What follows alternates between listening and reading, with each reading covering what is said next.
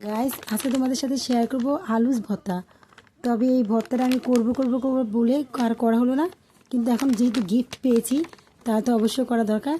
আমাকে গিফট করছে এটা, তো আসো ভিতরে দেখা যাক কী কী আছে। Let's go.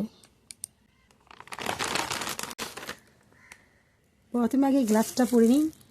হাও মাও এই যে পরে নিলাম। দেখো এটা হচ্ছে এই যে ভাজা পেঁয়াজ, এটা আলুজ মানে আলুটা, সরষের তেল, আর এটা মরিচ ভাজা। আসো আনবক্স করি। 150 মিলির একটা পানি ভরার জন্য একটা প্যাকেট দিয়েছি, তো আমি এটাতে পানি ভরে নেব। এটার এই পানিটুকু লাগবে আর কি। আমি এক এক করে সব ঢেলে নিচ্ছি।